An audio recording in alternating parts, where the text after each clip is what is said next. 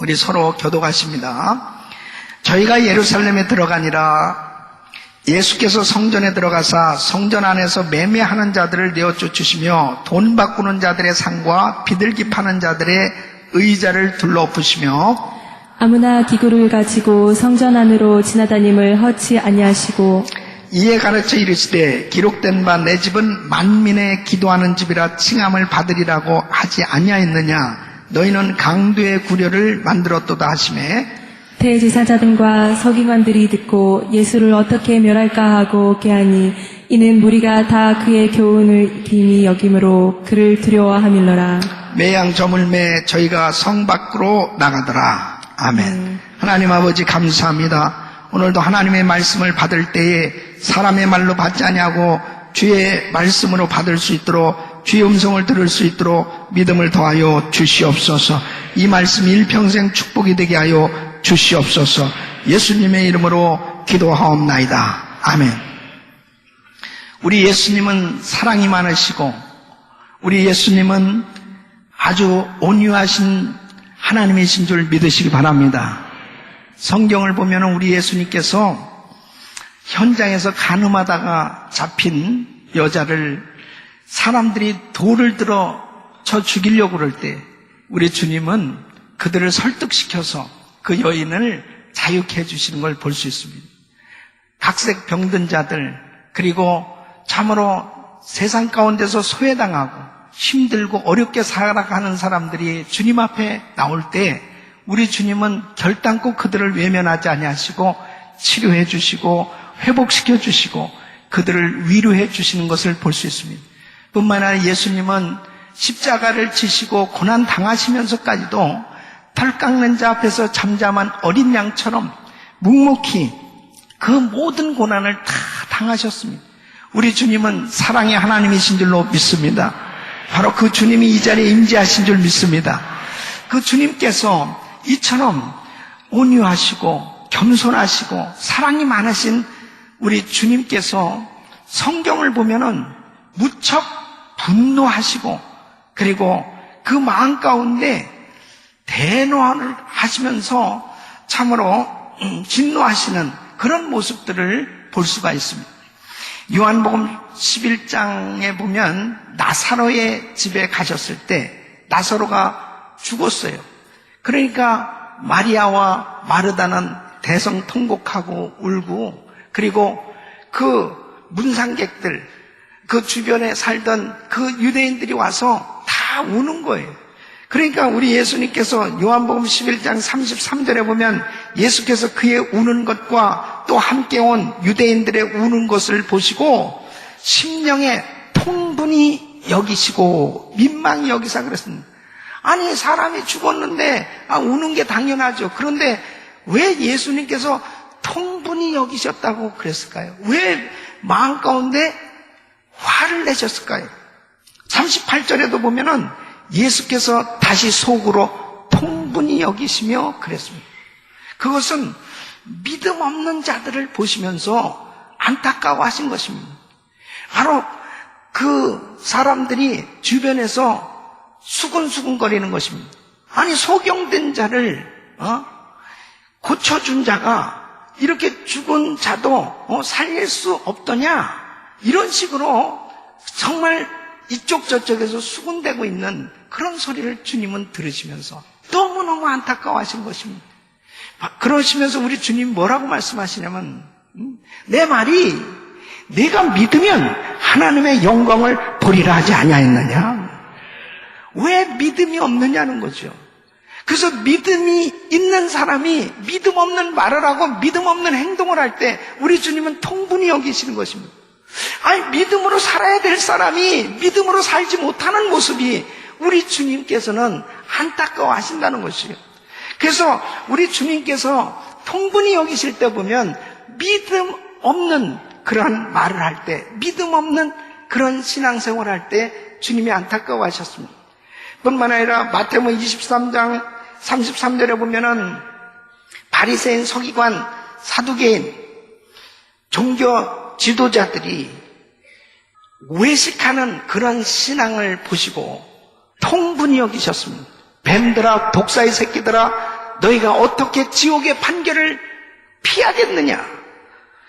회칠한 무덤아, 겉과 속이 다른 그러한 종교 지도자들의 신앙의 모습을 보시고 통분히 여기셨던 걸 볼 수 있습니다.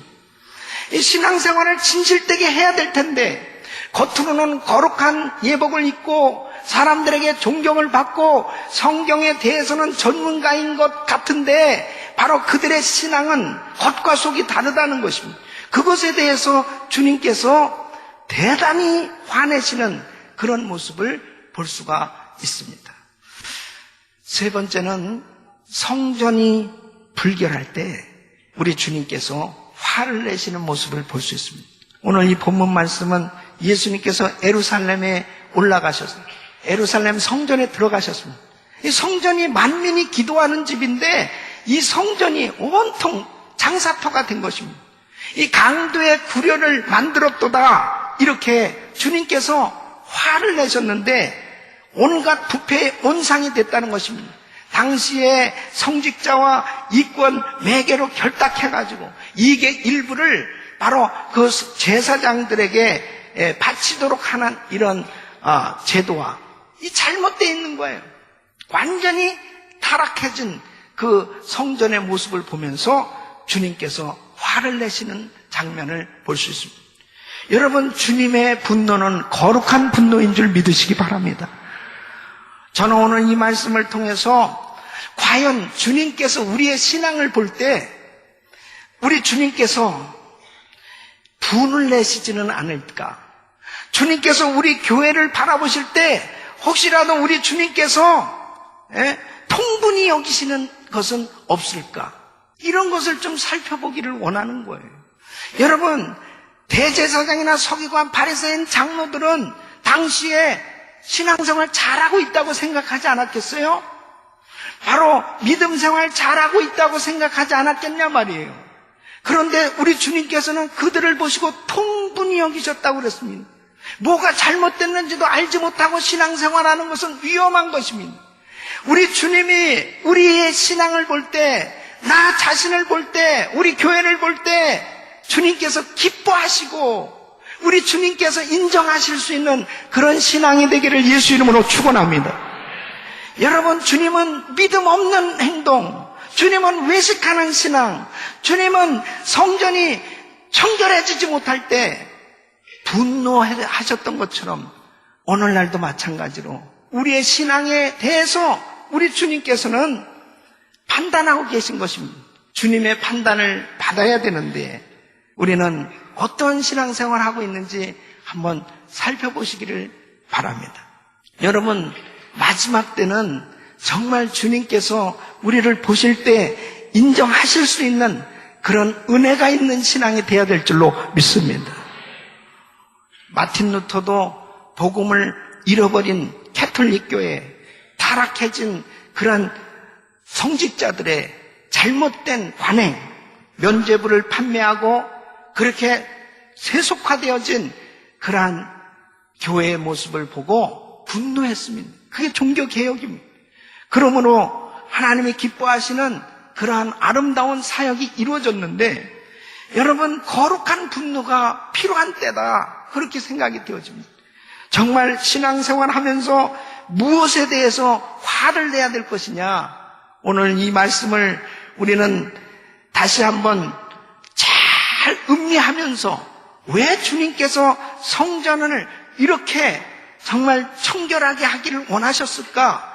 이 성전이 회복되기를 원하셨을까? 그렇다면 내 심령 성전은 어떠한가? 우리 교회 성전은 어떠한가? 우리 자신의 신앙을 다시 한번 점검하고 하나님이 기뻐하실 수 있는 성전이 되어질 수 있기를 예수 이름으로 축원합니다.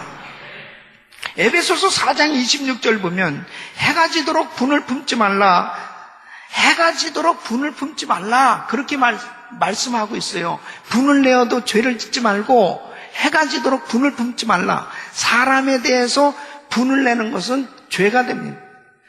그러니까 여기서 거룩한 분노를 가져야 되는데 이 거룩한 분노는 뭐에 대해서 거룩한 분노가 되어질 수 있느냐 하는 것이죠. 우리 신앙생활에 정말 이 거룩한 분노가 있어야 됩니다. 그것은 첫째, 자신의 죄에 대하여 화를 내야 되는 것입니다. 여러분, 죄에 대해서 화를 낼 수 있다는 건 뭐예요? 죄를 시인하고 죄를 인정하는 겁니다. 죄를 시인하고 죄를 인정할 때 회개할 수 있는 줄로 믿습니다. 여러분, 죄 때문에 축복받지 못하는 겁니다. 죄 때문에 하나님과 교제가 이루어지지 못해요. 죄 때문에 은혜 받지 못하는 겁니다. 바로 죄 때문에 하나님의 역사가 일어나지 못한다면 내 자신의 이 죄에 대해서 화를 낼 수 있어야 바로 하나님 앞에 회개할 수 있잖아요. 그러나 사람들이 자기가 잘못한 죄에 대해서는 합리화시킵니다. 변명합니다. 그러니까 회개가 안 되는 거예요. 회개가 안 되니까 그 죄의 문제가 구체적으로 해결될 수 없는 겁니다. 내가 잘못한 죄에 대해서 철저히 화를 내야만 그 죄가 나에게서 끊어지고 하나님이 기뻐하시는 신앙생활이 이루어질 수 있는 것입니다. 여러분, 사무엘 선지자는 기도신 것도 죄로 여기고 회개했습니다. 사무엘상 12장 23절 보면 나는 너희를 위하여 기도하기를 쉬는 죄를 여호와 앞에 결단코 범치 아니하고 그랬습니다. 백성들을 위해서 기도해야 되는데 내가 기도하지 못했던 것까지도 이것을 죄로 여겼다. 여러분, 이 신앙생활을 하면서 죄에 대해서 민감할 수 있는 사람, 이 자신의 죄에 대해서 철저히 미워하고 분을 낼 수 있는 사람이 그 죄를 붙들고 회개하고 그리고 버릴 수 있는 줄로 믿습니다. 그 사람을 하나님이 기뻐 쓰시는 것입니다. 여러분, 습관적인 죄는 죄에 대해서 민감하지 못하기 때문입니다. 이 죄에 대해서 미워하지 아니하니까 또 죄를 계속해서 반복해서 지니까 그것이 습관적인 죄가 되는 것입니다. 여러분, 사람들은 흔히 무슨 도둑질하고 그 다음에 거짓말하고 살인하고 이런 것들만 죄로 생각한다면 자신들이 마음으로 짓는 죄는 생각하지 못하고 살 때 이게 큰 문제 아니겠어요? 주님께서는 마음으로 형제를 보고 미워해도 살인했다 그랬습니다. 지나가는 여자를 보고 음욕을 품어도 간음죄를 저질렀다. 우리 주님 그렇게 말씀하고 있잖아요. 그러면 내 마음 가운데 시기 질투하고 미워하고 그리고 다른 사람을 험담하고 이러한 것들을 반복적으로 잘못하면서도 그것이 죄인지도 모르고 계속해서 반복할 때 어떻게 주님께서, 성령님께서, 거룩하신 하나님께서 나하고 함께 하실 수 있겠냐 말이에요. 하나님의 역사가 일어날 수 있겠냐는 거죠.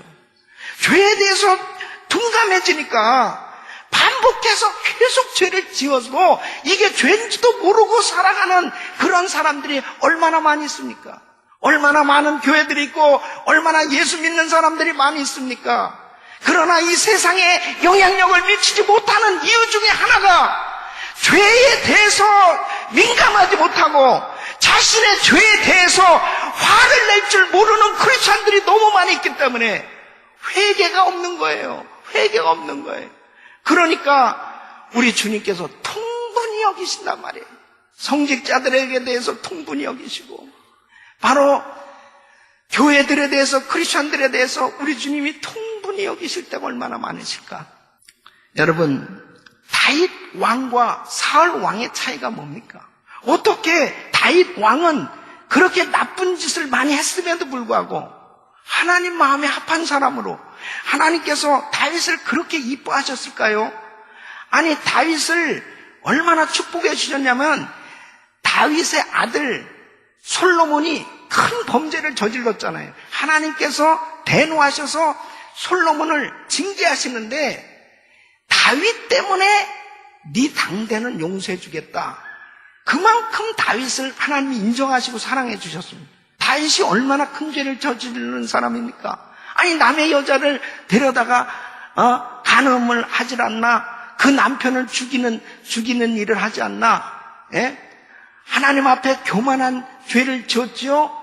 정말 다윗은 나쁜 짓을 한 사람입니다.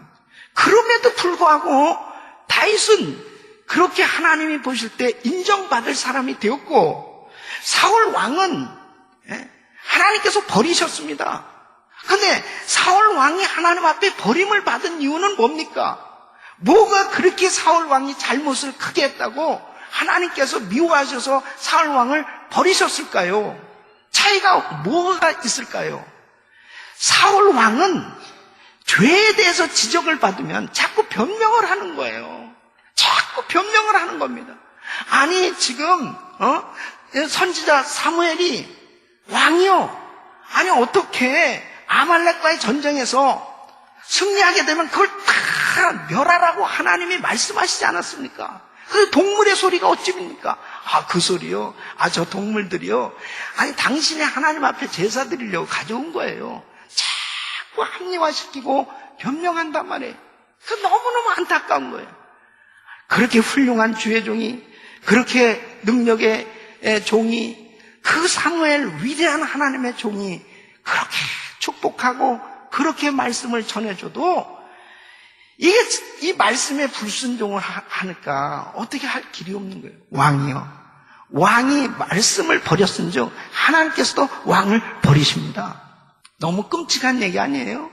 근데 다윗은 나단 선지자가 바로 당신이 그 죄를 지었다고 비유 설교를 통해서 깨닫게 해줬는데 그 듣는 즉시로 다윗은 내가 범죄했다고, 내가 하나님 앞에 죄를 졌다고, 그리고 시편 51편 보면은 눈물로 침상을 적시고 하나님 나를 버리지 말아달라고 그렇게 통에 자복하고 회개하는 다윗의 모습을 볼 수 있습니다. 여러분, 자신의 죄에 대해서 철저히 미워하고 자신의 죄를 철저히 회개할 수 있는 사람이 될 때, 바로 그 죄 문제가 해결될 때 하나님의 은혜가 임하는 줄로 믿습니다. 그러니까 열왕기상 15장 5절에 보면 이는 다윗이 햇사람 우리아의 일 외에는 평생에 여호와 보시기에 정직히 행하고 자기에게 명하신 모든 일을 어기지 아니하였습니다. 적어도 자기가 회개한 죄만큼 미워하니까, 철저히 그 죄에 대해서 미워하니까 그 죄가 차단된 거예요. 여러분, 왜 크리스천들이 도박장을 돌아다니고 그리고 잘못된 그러한 죄를 지으면서 저는 워낙 의지가 없어. 뭐가 의지가 없어서야? 자기가 잘못한 그것을 죄로 여기고 미워하면 그 문제가 끊어질 수 있단 말이에요. 자기가 짓는 죄에 대해서 자꾸 합리화를 시키고 두둔하니까 그 죄 문제가 해결이 안 된다니까. 예? 어떻게 크리스천들이 남을 모함하고 남을 비방하고 남을 함부로 판단하고 정죄하고 그렇게 할 수 있습니까? 주님이 하지 말라고 그랬잖아요. 그런데 그런 것들을 그냥 버젓이 아무렇지 않게, 대수롭지 않게 그냥 내 입에서 나오는 내 생각대로, 내 마음의 생각대로 막 그냥 함부로 얘기해도 그것이 죄로 여겨지지 아니하니까, 조금 마음의 양심은 찔려도 그런 것을 자꾸 나만 그러나 다 다른 사람들도 그러는데, 나보다도 신앙이 더 좋은 사람도, 목사님도 그러는데 그러면서 자기를 죄에 대해서 합리화를 할 때 이 습관적인 죄가 되는 것입니다. 그러니까 주님이 너무너무 통분히 여기십니다. 여러분, 아담과 하와가 창세기 3장에 보면은 선악과 먹었지 않습니까? 이거 엄청난 죄를 지었거든요. 근데 회개할 줄 모르는 거예요. 회개. 창세기 3장 11절 보면 이제 아담에게 하나님 물어보십니다. 왜 선악과 먹었냐는 거죠. 누가 선악과 먹으라고 그랬냐? 그랬더니 12절에 보면은 나와 하나님이 주셔서 나와 함께 하게 하신 여자, 그가 그 나무 실과를 내게 주므로 내가 먹었나이다. 복잡한 거 없어. 그냥 옆에 있는 하와한테 이 여자 있잖아요. 하나님이 주셔서 나하고 함께한 이 여자가 줘서 먹었습니다. 하나님도 공범자로 만드는 거예요. 하나님이 안 주셨으면 나 이 죄 안 졌어. 하나님 왜 이 여자를 만들어 주셔? 은근히 그런 거 아니겠어요? 하나님이 주셔서 나와 함께 하신 이 여자가, 이 여자라니, 이 여자는 어떤 여자예요? 내 뼈 중에 내 뼈 중에 뼈, 살 중에 살이로다. 그러면서 이 여자 없으면 못 살 것 같이 그렇게 오두방정을 떨던 이 아담이 말이에요. 이 여자라는 거예요. 그러니 뭐 이분은 이제 하와는 두고 보자, 이 남자 이렇게 되는 거죠. 그러니까 보세요. 자기의 죄를 제가 먹었습니다. 정말 주님, 하나님 용서해 주세요. 이 자기의 죄에 대해서 이 회개할 줄 모르고 변명하잖아요. 그러면 하와는 어떠냐? 이 여자는 뭐라고 그랬습니까? 13절에 보면은 너는 그럼 어찌하여 이렇게 하였냐? 그러니까 여자가 가로되 뱀이 나를 꿰므로 내가 먹었나이다. 아담과 하와의 후손인 우리는 죄를 지적할 때 아주 영락없이 이렇게 변명하게 돼 있어요. 어린애들도요. 너 왜 이랬냐? 그러면은 그냥 저절로 변명합니다. 나 안 했어요. 아니면은 나 몰라요.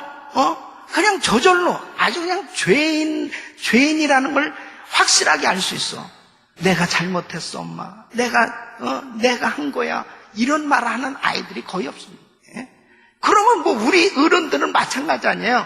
우리도 자신의 죄에 대해서는 얼마나 관대한지 모르겠어요. 남의 죄에 대해서는 그냥 말할 수 없이 부풀려서 그렇게 사정없이 공격해도요, 자기의 죄에 대해서는 너무너무 관대하다니까.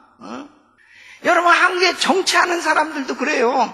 남의 당에 대해서는 그래도 자기 당에 잘못한 사람에 대해서는 얼마나 관대한지 몰라요. 이게 다 전부 다 죄인들이기 때문에. 그러니까 바로 자신의 죄에 대해서 화를 낼 수 있는 사람이 회개할 수 있는 줄로 믿습니다. 그래야 그 문제 해결되지. 그 문제가 해결되지 않아요. 회개하지 않는 한은. 하나님이 우리를 보실 때 풍분히 여기실 수 있는 일이 얼마나 많을까, 이런 생각을 합니다. 저와 우리 성도님들을 우리 주님이 보실 때 내 생각 속에 은밀한 죄라도 조금이라도 도사리는 부분이 있다면, 내 입술로, 내 마음으로, 내 생각으로, 내 행동으로 조금이라도 하나님이 보실 때 합당치 않은 죄가 여겨질 수 있는 부분이 있다면 철저히 죄를 미워하고 회개하시기를 바랍니다. 그래야 우리는 자꾸 성결해질 수 있고 거룩해질 수 있고, 그리고 하나님 앞에 아름답게 쓰임받을 수 있어요. 마지막 때가 될수록 점점 죄에 대해서 둔감해지기 시작합니다. 죄가 죄인지도 모르는 거예요. 이것이 주의 종들도 그렇고 성도들도 그렇고, 여러분, 교회가 세상의 양심이라니까요. 만약 교회가 무너지면 그냥 세상은 볼장 다 보는 겁니다. 교회가 이렇게 왜 우리 주님께서 성전을 막 뒤집어 엎으시면서 성전 청소를 했을까요? 왜 예루살렘 성전에 들어가서 이렇게 분노를 내시면서 성전을 청소했을까요? 내 집은 만민이 기도하는 집이다. 이 교회에 성전에 희망이 있고 소망이 있고 이 성전이 바로 세워져야 하나님의 영광을 볼 수 있기 때문입니다. 여러분, 우리 심령 성전이 어떠냐? 우리 교회는 어떠냐 말이에요. 하나님이 보시기에 합당치 아니한 잘못된 죄로 여겨질 것이 있다면 철저히 다 끊어버릴 수 있기를 예수 이름으로 축원합니다. 이것이 돼야 돼요. 자신의 죄에 대해서 관대하면 절대 안 됩니다. 화를 내야 돼요. 분을 내야 돼요. 그럴 때 내가 왜 이런 죄를 졌지? 내가 왜 이런 생각을 하지? 내가 왜 이런 잘못된 일을 했지? 그러면서 자신이 지은 죄에 대해서 생각조차라도 그 순간에 즉시 하나님 앞에 엎드려 회개할 수 있는 사람이 될 수 있다면 그 죄 문제가 더 이상 반복되어지는 그런 실수를 하지 않는단 말이에요. 여러분, 자신의 죄에 대해서 철저히 화를 내시고 회개할 수 있기를 바랍니다. 두 번째는 이 마귀에 대해서 화를 내야 되는 것입니다. 여러분, 신앙은 영적 전쟁입니다. 반드시 적과의 싸움이란 말이에요. 우리 신앙의 적이 누구냐고요? 우리 신앙의 적은 원수 마귀입니다. 사탄, 귀신이에요. 그래서 에베소서 6장 12절 보면 우리의 싸움은 혈과 육에 대한 것이 아니요 정사와 권세와 이 어둠의 세상 주관자들과 하늘에 있는 악의 영들에게 대함이라 그랬습니다. 그러면 적을 대적해야 될 거 아니에요? 적을 미워해야 될 거 아니에요?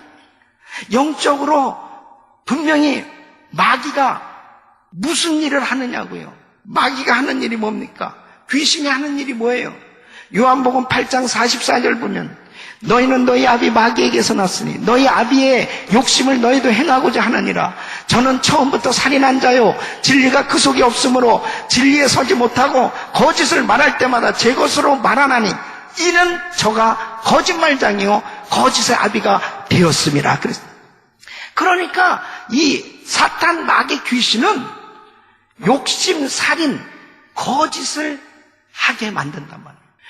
사람하고 싸우려고 하지 말고 바로 그 사람 배후에 지금 역사하고 있는 이 마귀하고 싸울 줄 알아야 되거든요. 이 마귀가 계속해서 욕심을 가져다 주고 살인하게 하고 그 다음에 거짓을 일삼게 하는 겁니다. 그러니까 바로 이 배후의 역사는 이 마귀를 물리칠 줄 알아야 되는데 사람들이 사람하고 싸우는 거예요. 사람하고 대판 싸워가지고 문제가 해결됩니까? 사람들하고 싸우는 사람들이 진짜 어리석은 거죠. 그 싸움에선 백전백패합니다. 부부가 그렇게 사이가 좋고 그렇게 행복했던 사람이 마귀가 그냥 역사하면은 서로 대판 싸우는 거야. 아주 그냥 그렇게 미울 수가 없어. 그렇게 미울 수가 없어. 아니 저 원수하고 내가 어떻게 살았나. 아주 그냥 미워도 보통 미워지는 게 아니에요. 그래가지고 그냥 그걸로 끝나는 게 아닙니다. 양쪽에서 변호사를 사는 겁니다. 그래서 서로 싸우는 거야. 그러니까 1년, 2년, 3년 이 변호사로 그냥 서로 계속 싸울 때 어떠냐면 계속 상대를 욕하는 거죠. 그 남편을 욕하고 그 부인을 욕하고 계속 욕하는 거야. 욕을 해가지고 아주 시원해졌냐고. 그렇게 해가지고 다 몇 년이 지나니까 그 다음에는 변호사비로 그냥 모았던 재산 다 날라가고 아무것도 없어. 싸울 때는 어떤 자세? 아 괜찮아요. 돈 걱정하지 마요. 그냥 저건 죽여야 돼. 죽여야 돼. 그러면서 계속 뭘 죽여? 죽이길. 끝나고 나서 보니까 아무것도 없는 거예요. 아무것도 없는. 그때는요 제정신이 돌아오고 나서 내가 진짜 미쳤다. 뭐한 짓이야 이게. 그렇게 해가지고 속이 후련했냐고. 무슨 뭐가 해결됐냐고요. 아무것도 없는 거예요. 아무것도. 그러니까 귀신이 그냥 춤을 추는 거죠. 그냥 춤을 추는 거죠. 얼마나 그런 일들이 그냥 이 세상에는 아주 그냥 비일비재하는 거예요. 한국에 갔더니요 막 한 집 건너 한 집씩 막 다 이혼했다는 거야. 막 그렇게. 그런데 그런 일들이 왜 일어나냐? 귀신이 막 역사하는 거거든. 이 집 무너뜨리고 그 귀신이 저 집 가서 저 집 무너뜨리고 계속 돌아다녀서 미국까지 와가지고 여기서 무너뜨리고 계속 역사하고 있다니까요. 마귀에 대해서 화를 낼 줄 알아야 되거든. 이거 딱 보니까 이건 마귀가 역사하는 거구나. 그 배후의 역사는 악한 것을 쫓기를 예수 이름으로 축원합니다. 귀신, 마귀, 사탄은 쫓아버리지 않으면 안 떠나요. 절대 안 떠납니다. 여러분 보세요. 마태복음 4장에 보면 예수님께서 40일 금식하신 후에 마귀가 나타났어요. 그 마귀의 시험을 받으시는데 40일 금식하고 났으니 뭐 얼마나 배가 고프시겠어요. 그러니까 돌을 떡덩이가 되게 하라 그래요. 돌을 떡덩이가 되게 하라. 그러니까 유혹 받을 만하죠. 그래서 주님이 말씀으로 물리치시는 거예요. 기록되었을 때 사람이 떡으로만 살 것이 아니요 하나님의 입에서 나오는 말씀으로 살 것이니라. 그렇게 물리치셨어요. 그러니까 마귀가 떠났느냐? 안 떠나요. 예수님을 마귀가 데리고 성전 꼭대기에 올라갑니다. 그래서 너 능력 받았잖아. 너 능력의 종이잖아. 뛰어내려. 성전에 뛰어내리면 말씀에 뭐라고 돼 있어? 천사가 받들어 준다고 그랬잖아. 발 하나도 안 다칠 거라. 뛰어내려. 그러니까 우리 예수님이 기록되었을 때 주 너의 하나님을 시험치 말라. 그러면서 물리치셨는데 마귀가 안 떠나요. 마귀가 또 천하 영광을 쫙 보여주면서 너 나한테 절하면 이거 다 너한테 줄게. 그때 예수님 뭐라고? 마태복음 4장 10절로 11절. 이에 예수께서 말씀하시되 사탄아 물러가라. 기록되었을 때 주 너의 하나님께 경배하고 다만 그를 섬기라 하였느니라. 이에 마귀는 예수를 떠나고 천사들이 나와서 수종드니라. 어느 때 마귀가 떠났느냐? 마귀야 물러가라. 물러가라고 명했을 때 떠난 줄 믿으시기 바랍니다. 그러니까 이 사탄 마귀 귀신은 꾸짖어야 돼. 대적해야 돼요. 그래야 떠나지 마귀하고 대화를 하면 떠나질 않습니다. 어느 사람 마귀하고 대화를 안 합니다. 여러분 야고보서 4장 7절 보면 그런즉 너희는 하나님께 순복할지어다. 마귀를 대적하라. 그리하면 너희를 피하리라. 그래서 귀신 마귀는 예수 이름으로 물리치면 가게끔 되어 있습니다. 마가복음 16장 17절 보면 믿는 자들이 이런 표적에 따르니 곧 저희가 내 이름으로 귀신을 쫓아내며 귀신을 쫓아내야 되는 것입니다. 대적해야 돼요. 그래 그 귀신을 무서워하면 안 되죠. 우리 집에 도둑이 들어왔는데 아니 어떻게 오셨습니까? 좀 나가주시겠어요? 이렇게 해가지고 되겠습니까? 이놈의 도둑 그렇지 나가 그래야지. 그래야 나가는 거예요. 귀신은 도둑입니다. 그러므로 예수 이름으로 물리치시기를 축원합니다. 그런데 중요한 게 있어요. 어떤 형제가 이 설교를 듣고 아버지가 하는 짓을 가만히 보니까 마귀 짓을 하거든. 그러니까 그냥 밥 먹다가 갑자기 마귀야 물러가라 그래가지고 몽댕이로 대팍 얻어 터지고 절대 그런 짓을 하면 안 됩니다. 사람이 마귀가 아니에요. 그 배후의 역사는 악한 영을 쫓으라고 그랬지 누가 사람한테 귀신아 물러가라 그래. 어떤 사람들 대단히 잘못된 사람들이 그거 아니에요. 그냥 귀신을 잡으려다 사람 잡고 말이에요. 여러분 영적으로 보시기를 바랍니다. 영적으로. 예수님께서도 마가복음 9장 25절 보면 귀신 들린 아이를 위해서 기도해 줄 때 뭐라고 말씀하셨습니까? 그 더러운 귀신을 꾸짖어 갈았을 때 더러운 귀신을 그랬습니다. 더러운 귀신은 더러운 거예요. 더러운 귀신은 꾸짖어 갈았을 때 꾸짖어야 돼. 벙어리 대고 귀먹은 귀신아 내가 내게 명하노니 그 아이에게서 나오고 다시 들어가지 말라. 따라했으나 나사렛 예수 이름으로 더러운 귀신아 물러가라. 떠나가라. 우리 가정에서 떠나가라. 우리 교회에서 떠나가라. 우리 자녀에게서 떠나가라. 우리 사업장에서 떠나가라. 아멘. 그렇게 마귀에 대해서 화를 내시기를 예수 이름으로 축원합니다. 그럴 때 놀라운 일이 일어납니다. 너무너무 신기한 거예요. 여러분 교도소에서 사역하시는 목사님들 얘기를 들어보면요. 그렇게 사람을 무참히 죽인 살인자들 있잖아요. 그 사람들을 만나보면 너무 신기한 게 어떻게 이 사람이 사람을 죽일 수가 있을까 할 정도로 그렇게 순한 양처럼 어떻게 그렇게 이런 사람이 어떻게 사람을 죽일 수 있을까? 그런 사람들이 너무 많아. 여러분 원래 사람은 다 착한 거예요. 다 좋은 사람들이. 근데 이 귀신이 그 속에 들어가서 역사하니까 획가닥 바뀌어지는 겁니다. 그러니까 그 배후의 역사는 이 마귀 귀신을 물리쳐야 돼요. 아멘. 그 악한 것들이 떠나면 정말 사람은 하나님의 은혜 가운데 선하게 살 수 있는 줄로 믿습니다. 여러분 세 번째는 게으른 신앙에 대해서 화를 내셔야 됩니다. 게으른 신앙. 신앙생활의 가장 큰 침체 요인은 게으름입니다. 이 신앙의 적이 게으름이에요.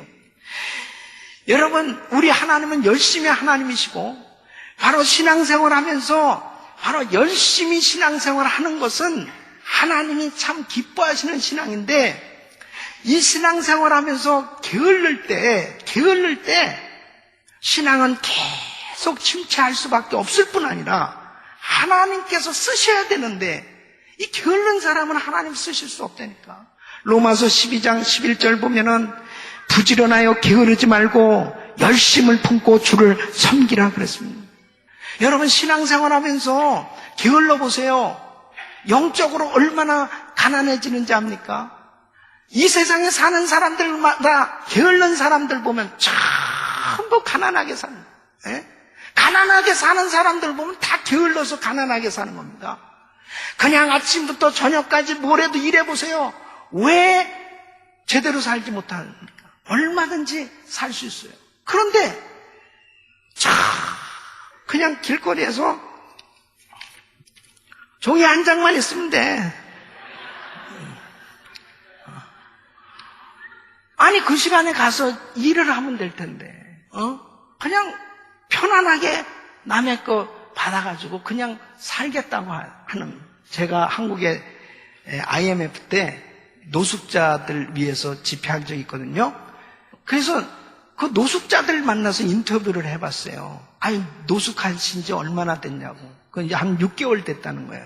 근데 어떠냐고 지금은. 그러니까 맨 처음에는 좀 창피했는데요. 한 6개월 되니까 이게 참 편하네요. 그래요. 그냥 일 안 하고 그냥 앉아서 그냥 살겠다는 거예요. 게으른 사람은 결국 거지같이 사는 것입니다. 그런데 신앙생활도 마찬가지예요. 신앙생활도 영적으로 게으르면 영적으로 가난뱅이들이 되는 거예요. 그 영적으로 가난뱅이 된 사람이 무슨 남한테 베풀고 나누고 뭘 줄 수 있는 그런 신앙생활을 할 수 있겠습니까? 그러니까 데살로니가 후서 3장 10절에 사도 바울은 이런 말씀은 우리가 너희와 함께 있을 때에도 너희에게 명하기를 누구든지 일하기 싫어하거든 먹지도 말라 했고. 일하기 싫어하는 분들 오늘부터 먹지 마세요. 금식으로 들어가시길 바랍니다. 정말 하나님 앞에 이 일을 할 수 있다는 게 이거 얼마나 축복이에요. 얼마나 축복입니까? 그러니까 신앙에도 열심을 할 수 있는 사람 뭐든지 다 할 수 있는 것입니다.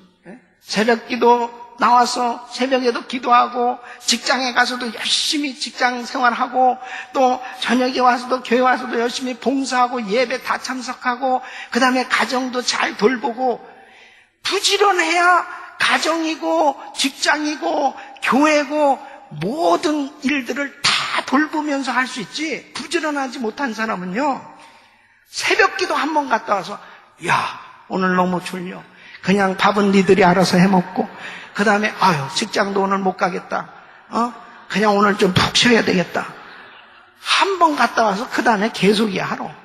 이게 게으른 신앙입니다. 오히려 내가 하나님 앞에 봉사하는 만큼 내가 해야 될 일들을 적당히 하는 것이 아니라 더 열심히 하면서 바로 신앙에 열심을 내시기를 예수 이름으로 축원합니다. 오늘날 라오디게아 교회를 우리 주님께서 책망하시는 것은 바로 현대교회의 모습이기 때문에 그렇습니다. 이 라오디게아 교회는 이 부자교회예요. 라오디게아 교회 교인들은 물질적으로 좀 부유함이 있었습니다. 그런데 문제는 뭐냐면 물질적으로 부유하다고 해서 영적으로도 부유하다고 생각한 이 착각이 문제죠. 나는 부유하다, 부족함이 없다 그렇게 생활을 했는데 여러분 보세요. 이 교인들이 책망받은 것은 뭐냐면 차지도 않고 덥지도 않고 미지근한 신앙을 가졌기 때문에 책망받은 겁니다. 그 미지근한 신앙의 원인이 뭘까? 게을렀어요. 영적으로 게을렀단 말이에요. 물질 조금 가지고 있는 것 때문에 그래도 편안하게 사는 것 때문에 영적으로 게을른 이 미지근한 라오디게아 교인들을 향해서 주님께서 얼마나 통분히 여기셨는지 압니까? 너 실상은 가난한 자야. 너 실상은 벌거벗었어. 너 실상은 눈 멀었다니까. 그러면서 주님께서 계시록 3장 19절에 뭐라고 말씀하십니까? 무릇 내가 사랑하는 자를 책망하여 징계하노니 그러므로 네가 열심을 내라 회개하라. 여러분 마지막 때 교회들이요 미지근한 신앙생활을 하는 그런 교회 많습니다. 그런 교인들 그게 아주 균형 잡힌 신앙이라고 생각하는 거예요. 그런데 주님은 통분히 여기신다니까. 통분히 여기십니다. 하나님이 기뻐하시는 교회는 열심 있는 교회입니다. 뜨거운 교회예요. 그러면 은혜교회는 어떤 교회입니까? 은혜교회 다니세요? 은혜교회 다닙니다. 와, 그렇게 뜨거운 교회 다니세요? 굉장히 뜨거우시겠네요. 저는 아닙니다. 그건 아니잖아. 은혜교회 다니세요? 예, 은혜교회 다닙니다. 와, 선교 그렇게 많이 하는 교회, 그렇게 대단한 교회라며요. 정말 선교 많이 하시는군요. 저는 아닙니다. 이건 아니잖아요. 난 자꾸 계속해서 이 말씀을 전하면서 이건 아니잖아, 이런 생각이 왜 자꾸 들까? 이건 아니잖아. 여러분, 은혜교회 다닌다고 그러면 뜨거운 교회, 성령 충만한 교회, 그리고 선교 많이 하는 교회, 이러한 교회라고 그럴 것 같으면 여러분들이 은혜교회에 걸맞는 신앙생활을 하셔야 될 거 아니에요? 여러분들이 정말 은혜교회 다닌다 그러면 사람들이 그냥 보증수표로, 와, 이분은 정말 뜨거운 신앙생활 하는구나, 이분은 성령 충만하구나, 이분은 참 선교 열심히 하는구나, 바로 그렇게 보증수표가 될 만큼 교회에 걸맞는 신앙생활 하시기를 예수 이름으로 축원합니다. 오늘도 교회 나오시면서 주일은 왜 이렇게 빨리 돌아오는 거냐, 오늘도 또 가야 되냐, 교회 일주일에 딱 한 번 나오는데 주보를 보니까 세상에 교회 뭔 놈의 행사가 이렇게 많냐, 또 나오려네, 또 나오려나, 그러면 매일 나오는구나. 만일 그러고 앉아있다면 은혜교회 걸맞는 신앙생활 하는 게 아니죠. 여러분, 마귀는 방학이 없어요. 휴가가 없어, 마귀는. 우리는 열심히 신앙생활 해야 될 줄로 믿습니다. 하나님이 기뻐하는, 정말 교회는 성령 충만한 교회, 뜨거운 교회, 열정적으로 기도하고 전도하고 선교하고, 그리고 하나님 앞에 열심히 헌신한 그 성도를 하나님이 기뻐하신 줄로 믿습니다. 세상적으로도요, 뭔가 이룬 사람들의 공통점을 보세요. 다 부지런한 사람들입니다. 정주영 씨 같은 분은 아주 일화가 있잖아요. 새벽 일찍 일어나가지고 왜 해가 안 뜨는 거야? 빨리 떠야 될 텐데, 일할 게 많은데. 여러분, 세상적으로도 뭔가 이룬 사람들의 모습이에요.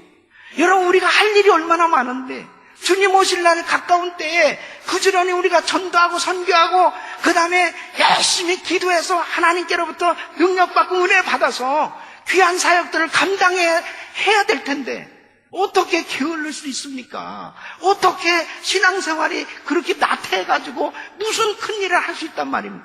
세계 선교 마무리하기 위해서는 하나님 앞에 부지런히 열심을 품고 주의 일을 해야 될 줄로 믿습니다. 그러므로 우리는 이 거룩한 분노를 낼 수 있는 신앙인들이 돼야 돼요. 거룩한 분노가 없으면 변화가 일어나지 않습니다. 신앙생활에 변화가 절대 일어나지 않아요. 10년, 20년, 30년 교회를 다녀도 매일 똑같은 생활, 전혀 신앙생활에 변화가 일어나지 않는 것은 거룩한 분노가 없기 때문이에요. 여러분, 예수님께서 성전에 들어가서 거룩한 분노를 내지 아니했으면 그 성전에 변화가 일어났겠습니까? 그 종교 지도자들에게 변화가 일어났겠어요? 예수님이 둘러 엎는 그러한 일을 통해서 변화가 일어나지 않는 거예요. 오늘 우리 심령에 변화가 일어나시기를 바랍니다. 화를 내는 방법, 어떻게 거룩한 분노를 내야 되냐? 첫째는 회개해야 됩니다. 철저히 회개하는 게, 이게 거룩한 분노를 내는 방법. 여러분, 후회하는 자가 되지 말고 회개하는 자가 되시기를 바랍니다. 두 번째는 결단을 내리는 거예요. 이 거룩한 분노를 낼 때 다시는 죄가 반복될 수 없고, 다시는 내가 마귀한테 질 수 없고, 속지 않고, 그리고 더 이상 게으른 신앙 오늘로 끝이다. 바로 이 결단을 내릴 수 있기를 예수 이름으로 축원합니다. 세 번째는 영적 비전을 갖는 겁니다. 바로 어거스틴은 탕자였어요. 그러나 그가 회개하고 변을 받았을 때 성자가 됐어요. 우리도 거룩한 비전 가질 수 있잖아요.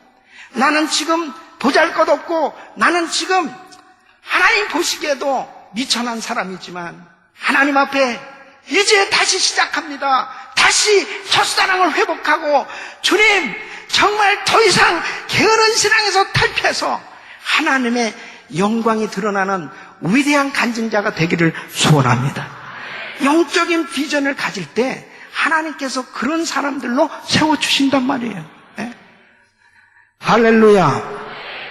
하나님께서 우리 교회를 통해서 놀라운 일을 이루시고 계신데, 특별히 이번 세계 선교대회를 준비하면서 다 그 선교사님들도 우리와 똑같은 평범한 그러한 성도였지 않습니까? 그러나 결단하고 하나님 앞에 순종해서 선교지에 갔을 때 영적 비전을 가지고 그 오지에서 하나님 앞에 열심히 주의 사명을 감당하려고 했을 때 하나님께서 참으로 아름다운 사역을 이루게 하신 거예요. 바로 그 열매를 이번에 우리가 보게 될 것입니다. 우리 성도님들은 정말 내가 작은 사업장을 하고 있지만은, 내가 작은 직장에 다니고 있지만은 정말 하나님 앞에 믿음으로 기도하면서 세계를 품고 주님 앞에 쓰임받기를 소원하며 하나님 앞에 헌신하고 열심히 전도하고 선교하고 주님 앞에 드려졌을 때 바로 아름다운 믿음의 작품이 만들어지는 줄로 믿습니다. 하나님 앞에 오늘 결단 내리세요. 바로 거룩한 분노가 필요합니다. 내 신앙생활이 지지부진해서는 안 돼요. 바로 영적인 끊임없는 은혜가 우리에게 흘러넘칠 수 있는 그런 신앙생활로 세워질 수 있기를 예수 이름으로 축원합니다.